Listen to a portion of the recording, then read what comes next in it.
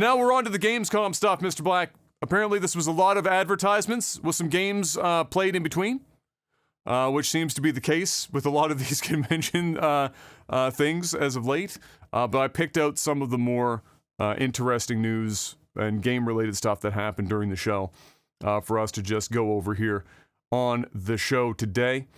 This one was kind of interesting, a new open-world survival MMO, which I don't know what an open-world survival MMO leans to. Like, kind of like New World, maybe? I guess you could classify that as a survival MMO.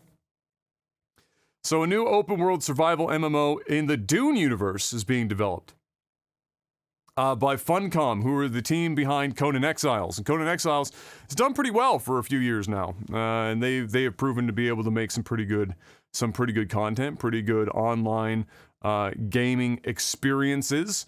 And they had a trailer for it, and it looked pretty good. From what I saw, but then again, weren't seeing a hell of a lot, so, early to tell. But all the same, Dune seems like a pretty good property to take into the MMO space. It's just, how do they get it the rest of the way there? We'll have to wait and see. But the MMO space has been kind of dry, kind of stale.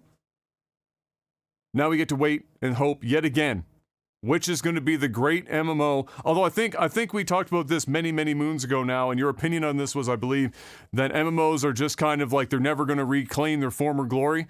They're kind of just everyone's chasing the dragon of World of Warcraft back in like 2005, and that golden era, and it's just not likely to ever attain that again. But I don't know. Maybe Dune is the one, Mr. Black. Is Dune the one? No, probably not. But sure. But what about Dune the movie? Dune's pretty good though. I'm sorry, but I can't take games seriously that are off of movies like that. Like, I'm not saying they can't be fun, because there are some really, like, Spider-Man and Batman and some really great games, but the track record is slim. It's just not great. Slim. I mean, Lord of the Rings also had some decent games, but I don't know. A full-blown MMO, we'll see. Surprise me. It could happen. Could happen. You never know.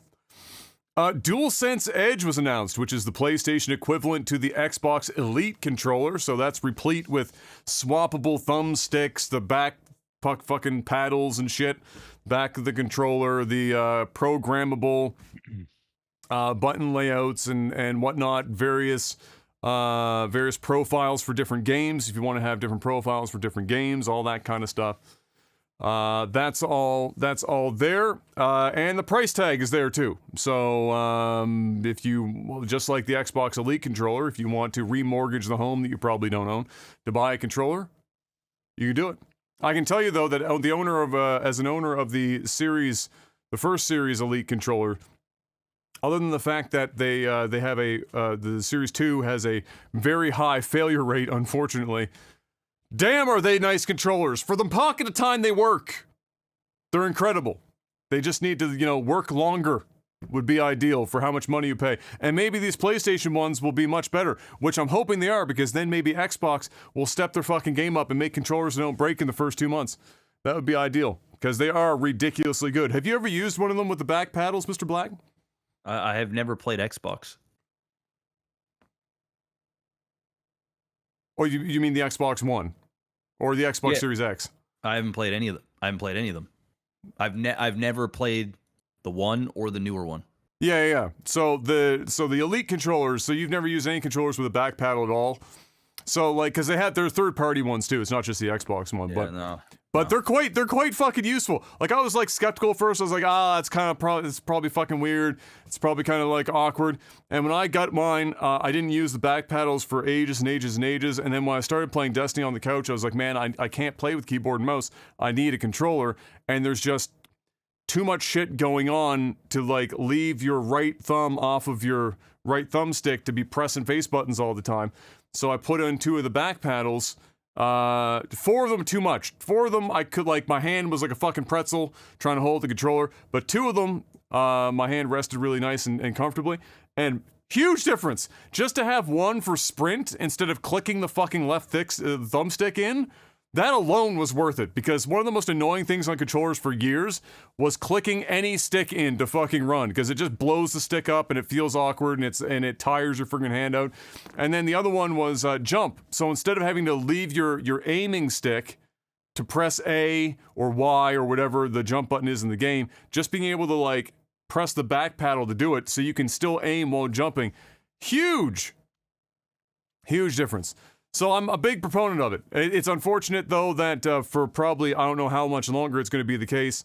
Like, I don't know if it's going to be like, you know, luxury cars where they get the fancy shit for a while and then they pass the fancy shit on down to the plebeian models. If eventually, like, the plebeian models are going to get some of this stuff, because it should probably be standard.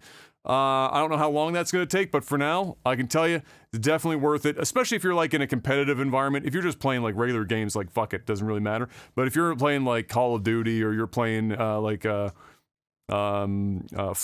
or anything that has a lot of inputs and you need to fucking like do your shit, it's probably not a bad idea to pick one of those bad boys up. So I hope Sony's turns out to be just as good, and I'm sure it will probably be a great controller. Dying Light 2 got a release date on my birthday, October the 13th. If only I cared about the game, I'd be a little bit more excited, but a lot of people are big Dying Light fans, and there you go. October 13th is your release date for the next game. Also, Dead Island 2 got announced with a release date of February 3rd, 2023, which means, just like the last time I think these two games came out, it's time for more discourse around Dying Light versus Dead Island. Yay. Sonic Frontiers got more footage and release date for November the 8th. That game still looks mid as fuck. I still don't know why they're building that game, but they are, and God bless Team Sonic for trying.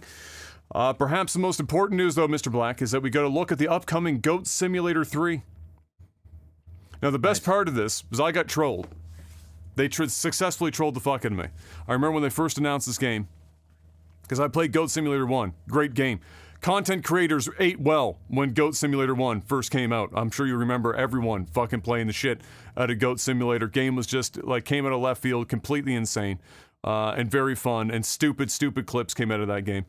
So when they announced Goat Simulator 3, I got trolled hard. I was on stream. I was like, there was a Goat Simulator 2, and I went and looked it up. No, they're fucking with you. There was no Goat Simulator 2. They just skipped right to Goat Simulator 3. Bless them. The troll begins early. And it looks like it's even crazier, clearly, than Goat Simulator 1. And I'm sure there will be lots of content creators clamoring to get their hands on Goat Simulator 3 to make more stupid, crazy, over-the-top content. And bless them for it.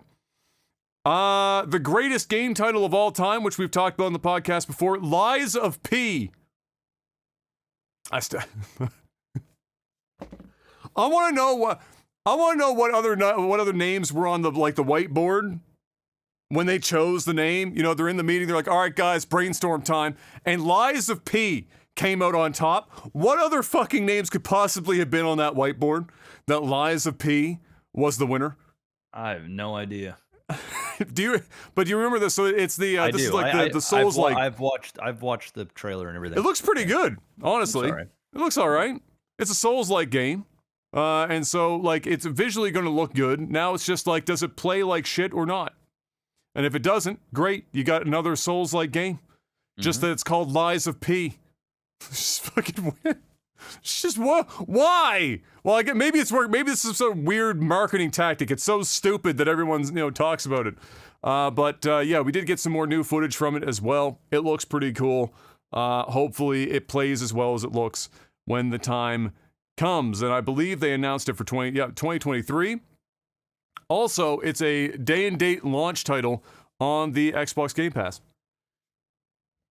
And so, if you're on the Game Pass, you don't have to pay money to find out if the title is worth it. Just pop that bitch in. Away you go. Lies of P.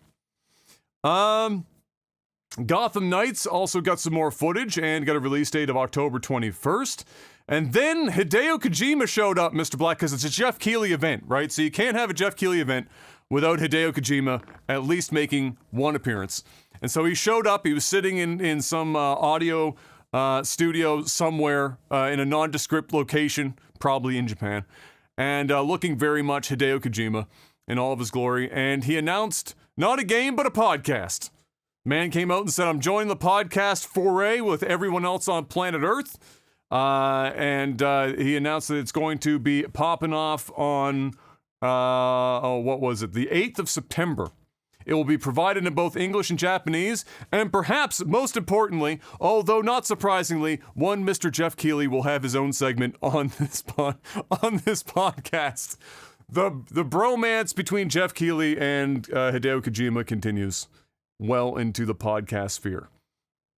I gotta listen to that just to see what the fuck they're gonna talk about. What does Hideo Kojima talk about on a podcast?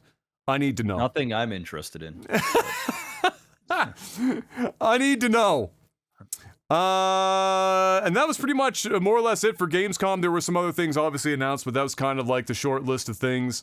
If you want to know more clearly, you can find that out pretty easily. But in general, it was lots of like CGI cutscene-y type stuff, and then advertisements.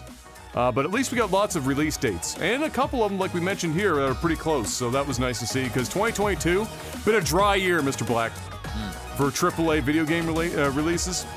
Pretty dry out here.